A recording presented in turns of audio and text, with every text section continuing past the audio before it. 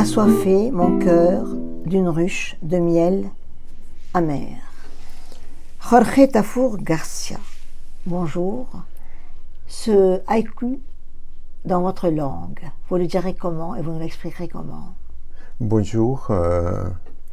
He brevado mi corazón en un panal de miel amarga. Vous avez eu beaucoup de miel amer dans votre vie? Yo no busco individualizar las cosas. Siempre estoy mirando en el colectivo y a veces me ofrece esta posibilidad de ver cosas que no la viera, no las veo, que je vois pas de façon personnelle, pardon. J'aime beaucoup votre façon d'avoir continué dans la langue, voilà.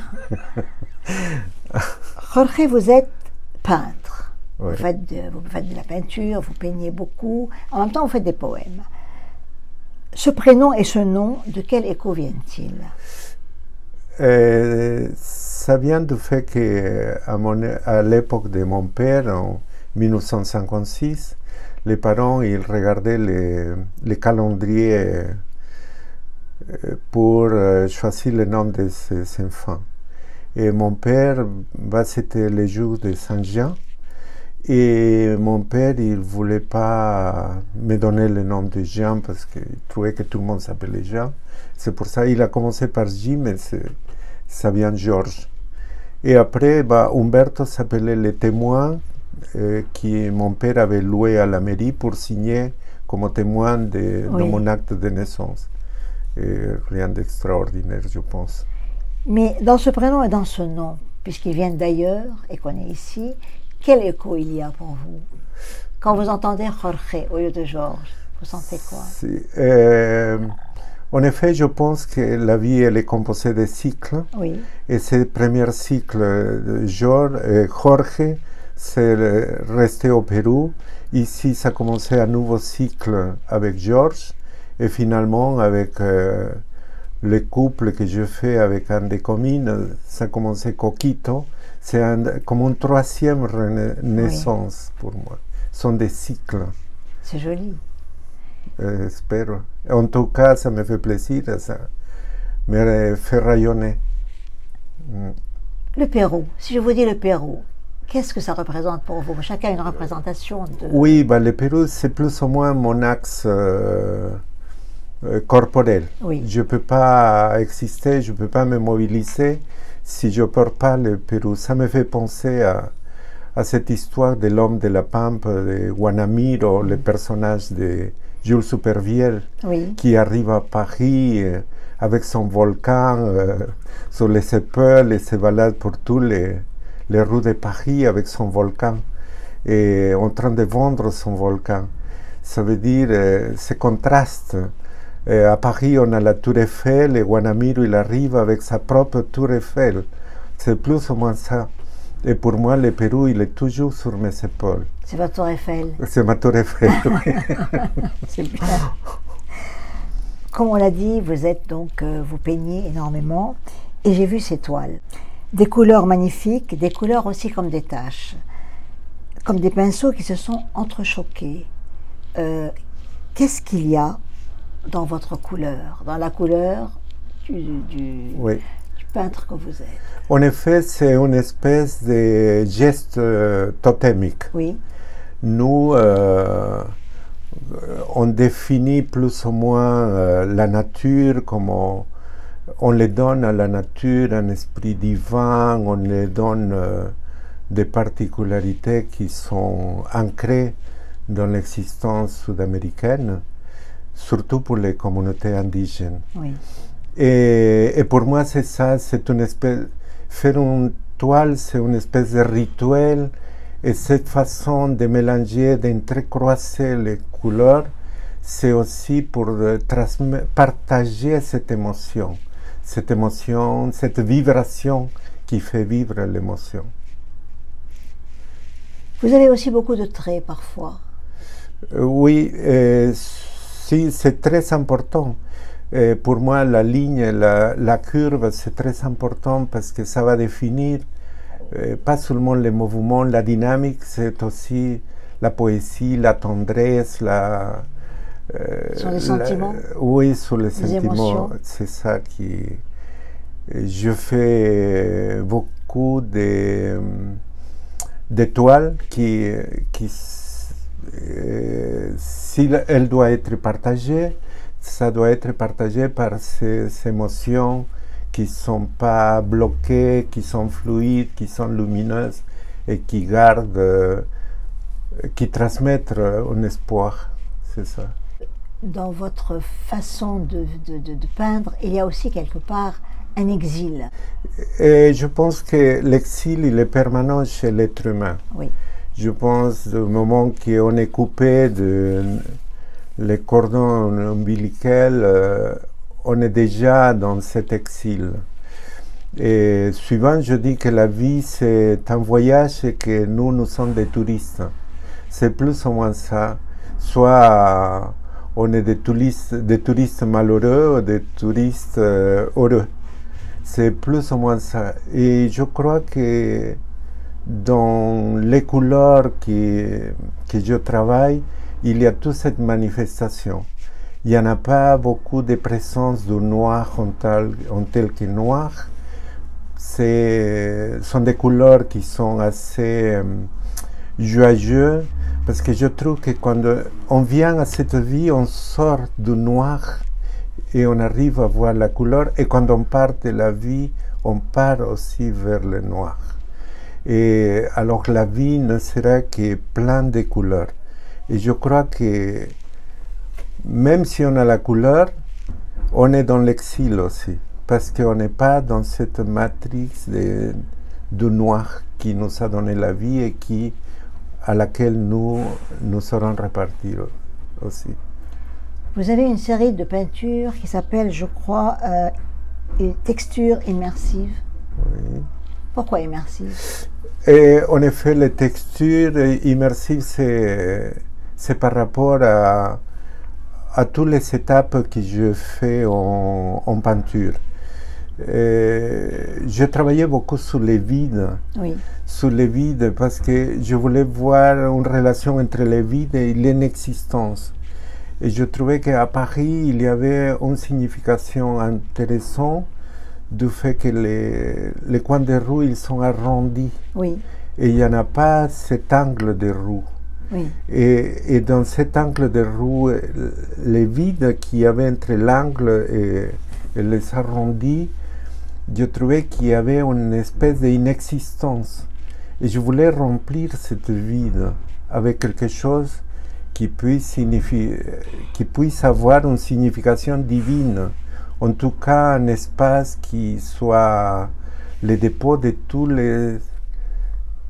la justification des choses que nous n'arrivons pas à maîtriser, à comprendre.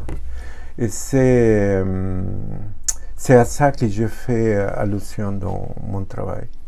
La métaphysique vous habite? La métaphysique, si, parce que moi j'arrive à parler avec les arbres, avec l'eau, avec la nature. Je crois que toutes les choses gardent une mémoire, gardent un langage, sont une sensibilité, et je suis en harmonie avec ces sensibilités. C'est pas la fonction qu'il y a autour de moi. L'altérité, parce que ces choses-là renaissent en permanence, mais nous avons une finitude. Oui, la différence, c'est que nous avons la possibilité de déplacement, oui. Et dans ce déplacement, il y en a une confusion entre ce qui est ancré vraiment à la terre et ce qui est éthérique. Et je crois que nous avons des confusions de ne pas avoir un repère de ces deux situations. Mais dans la peinture, c'est un peu plus... la peinture, elle nous donne cette possibilité d'avoir, sans avoir une conclusion, de pouvoir plus ou moins intégrer, être vivant à l'intérieur de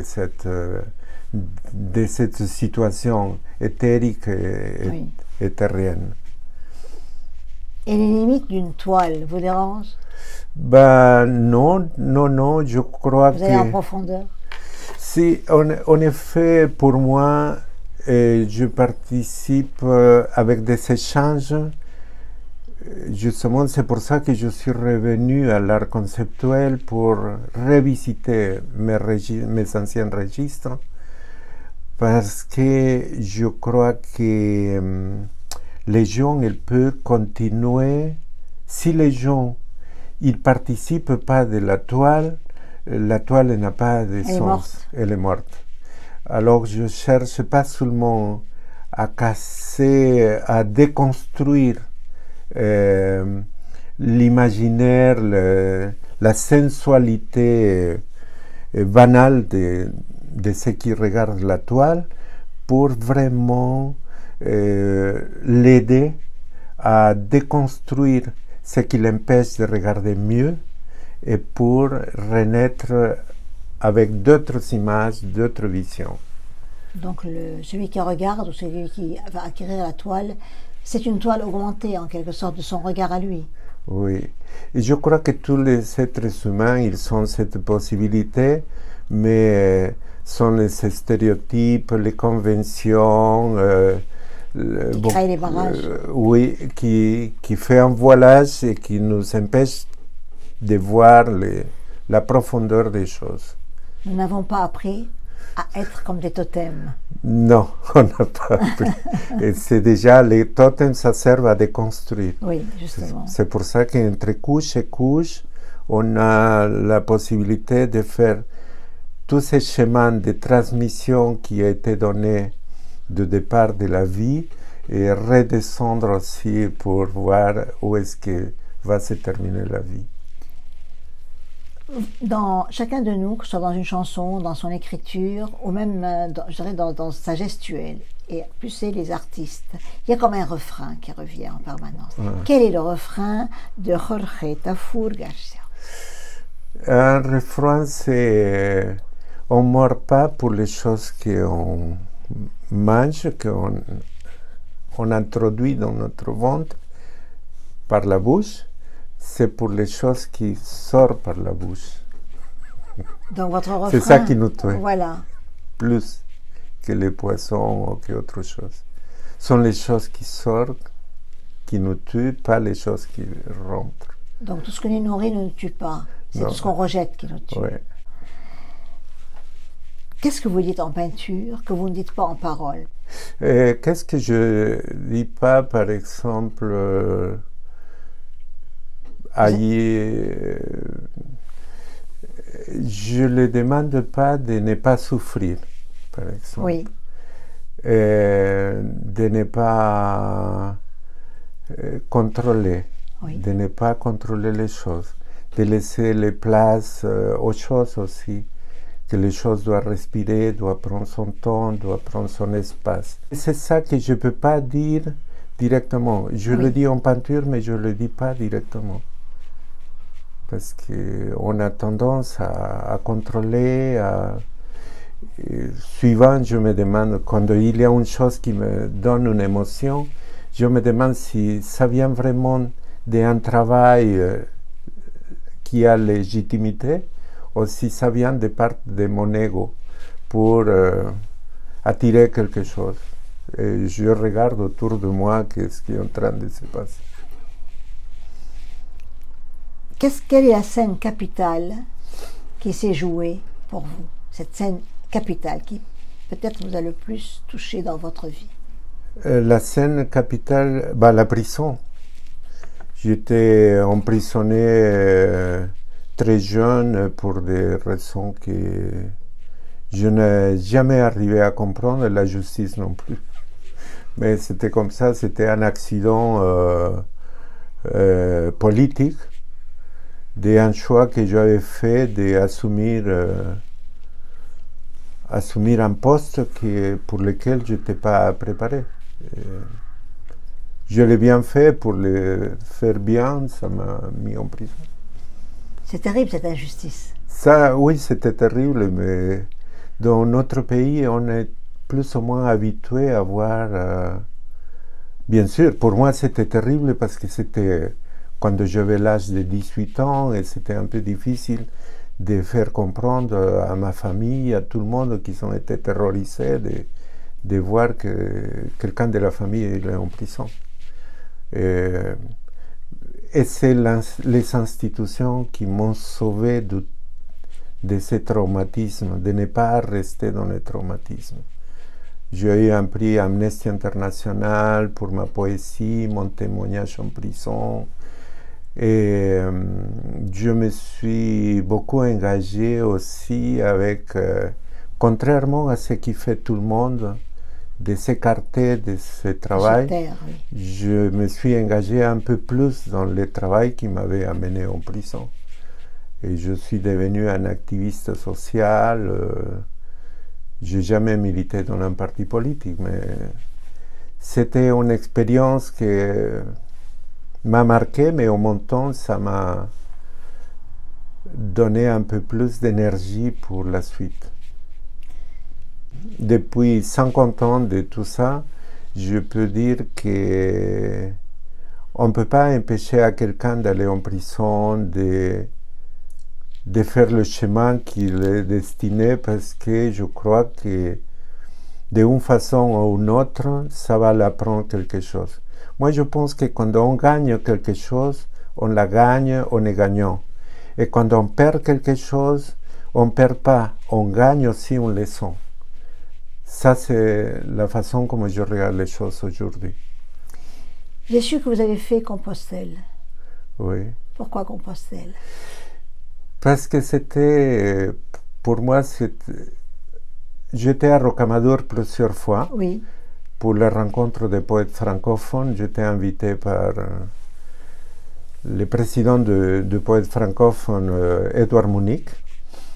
Et j'ai découvert Rocamadour et ça m'a plu. Après, je visitais Vézelay et je rencontrais toujours les pèlerins. Et un jour, dans mes réflexions sur le poète péruvien César Vallejo, qui est mort de peine en France, préoccupé pour la guerre civile, torturé par la guerre civile espagnole, et je me suis pensé si c'était le seul à se laisser mourir de peine dans la solitude, ou s'il y avait d'autres. Et je rencontrais aussi Unamuno, le recteur de l'université de Salamanca, qui au moment de la guerre civile espagnole aussi, il a démissionné, il était humilié, il se sentait triste, isolé, et il est mort de la peine aussi. Et je voulais voir ce contraste, mais pas seulement, pas dans la commodité de la ville, des bibliothèques, je voulais le faire dans ce chemin de croix. Et ça a été une expérience très importante. J'ai découvert d'autres choses dans ce chemin, pas seulement Vallejo, et j'ai eu une ouverture très grande, très vaste, qui m'a aidé beaucoup à comprendre beaucoup de choses. Et c'était aussi, je crois, que le climat social français, parce que c'était le lendemain des Carpentras que j'ai fait ça. Et je voulais prendre un peu de distance avec toute cette température qui nous faisait, ce climat qui nous faisait pas du bien. Comment on revient de Compostelle? Et on devient sans la charge, mais sans la charge on avait commencé le chemin pour partir, mais d'un autre côté, cette légèreté, ça nous donnait un peu plus de poids. C'est une façon de dire. On est parti avec des poids, mais ces poids-là, c'était pas un poids, c'était une charge. Et quand on revient, on vient avec plus de poids.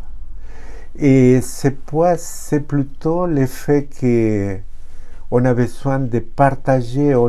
C'est comme si on amène des cadeaux pour partager pour les gens qui font les chemins inverses.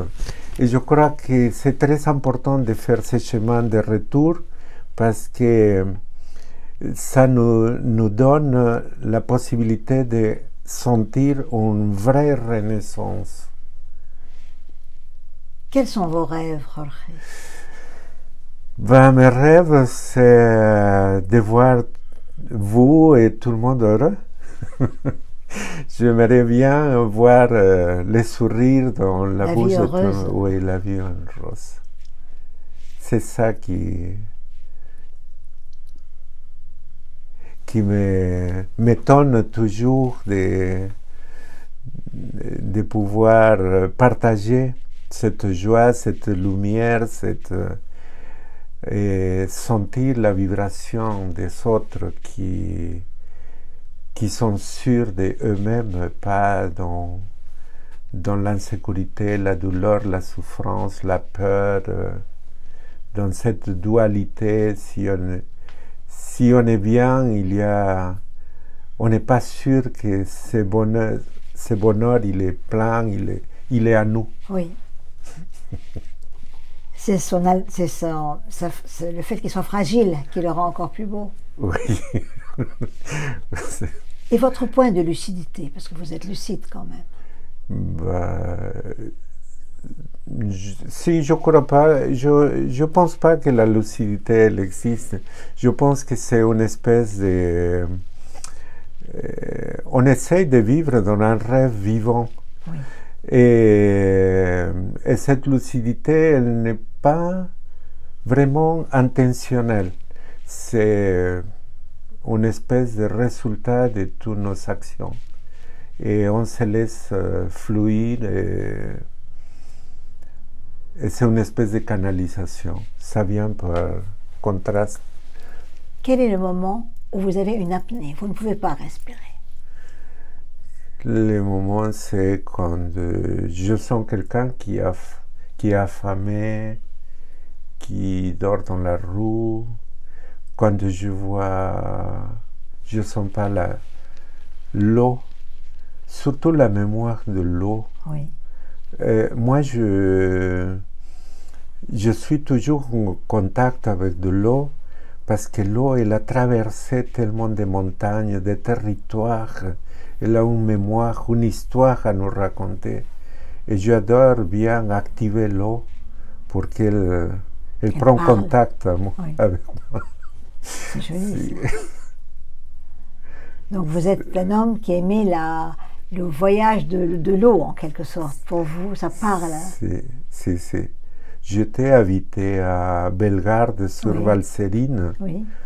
Et seulement parce que j'étais impressionné de la façon como la Valserine elle se fait à partir d'un petit puits d'eau et qui après il donne naissance au Rhône. C'est extraordinaire. Et je marchais à côté de ce petit bac. Je transitais ce petit chemin pour suivre la route de l'eau, pour l'accompagner dans son histoire. Et elle gardait en mémoire tous les territoires qu'elle traverse. C'est très important pour moi, ce type de réflexion. Si. Un mot qui vous tient à cœur? Un mot, le mot tendresse. Et la tendresse, par exemple, quand j'étais enfant, à l'âge de 5 ans, je faisais des fugues de la maison. Peut-être parce qu'à la maison, il n'y avait pas les choses que j'avais besoin. Et d'un jour à l'autre, j'habitais dans une maison qui avait tout. Une dame qui était très aimable, qui me donnait tout. Mais je ne voulais pas ça. Je voulais ma maman. Et qui n'avait rien, mais je voulais ma maman. Ma maman, pour moi, c'était très important. Et elle était où, votre maman? Oui, et moi, je l'accusais de m'avoir vendu. Oui. Je lui ai dit que ma mère... La police m'a demandé pourquoi tu fais des fougues. Je dis parce que ma mère m'a vendu. Et oui, pour moi, c'est cette tendresse qui m'a qui a enrobé ma vie, ma trajectoire de vie.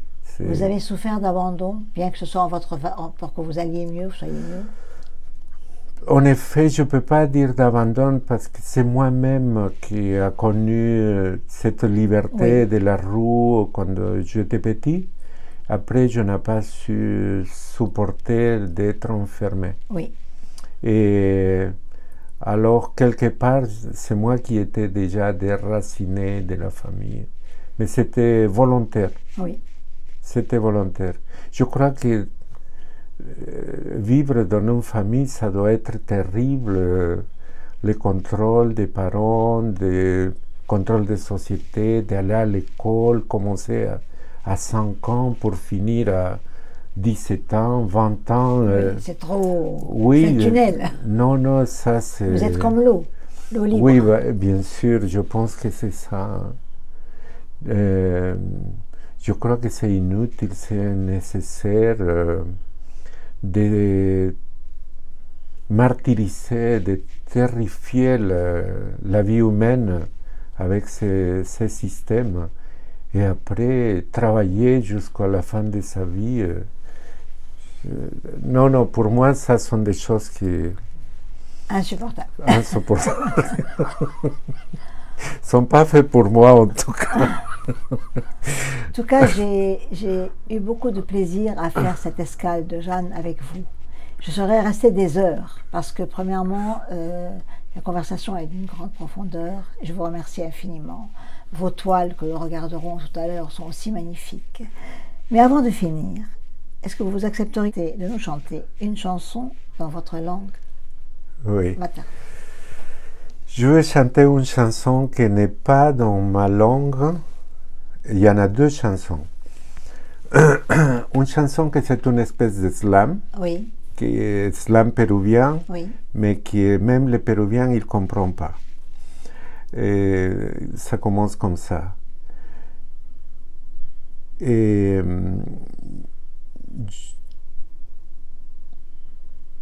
me llaman Alea Selvandi, de paterno palomí, de materno soy un guan. Mi toja en el porvenir, donde soy bien funao, me cae parca por los toches y también por el rayao. Eso es una parte de una canción que es un poco más larga, pero es una especie de slam, es una distorsión de langue. Bon. Et sinon, il y a une autre chanson aussi que c'est presque la même chose. Mais c'est une espèce de quechua, mais ce n'est pas du quechua. Songo songuito, songos lai, songo songuito, songos lai, songo songuito, songos lai. Et c'est mon professeur de l'école primaire qui, tous les jours, tous les matins, venait avec un violon et qui nous faisait chanter ces chansons. Ce professeur s'appelait aussi Vallejo, comme le poète. Comme le poète, oui. Il disait que c'était les cousins de Vallejo. Il nous chantait une chanson avec son violon, Songo Songuito Songos Lai, que c'est une espèce de quechua. Et nous, tout le monde chantait du quechua avec les cousins de Vallejo, avec un professeur qui jouait son violon. Et 20 ans après, j'étais invité à une interview et on m'a demandé d'inviter un des professeurs. Je l'ai invité lui et pour lui dire que c'était la première motivation pour la musique, la poésie, Vallejo, le quechua et tout. Et il a confessé, qu'en effet, il ne savait pas jouer le violon, oui. C'était pas du quechua et qu'il n'était pas cousin de Vallejo. Donc, vous avez gardé la comptine et vous nous la chantez aujourd'hui. Oui, voilà. C'est ça. En tout cas, je vous remercie infiniment, vraiment. Nous avons passé un très bon moment et nous avons appris beaucoup de choses. Et je garde aussi l'idée de la nature et de cette eau. Voilà. Un grand merci à vous. Merci à vous de même. Merci. À vous.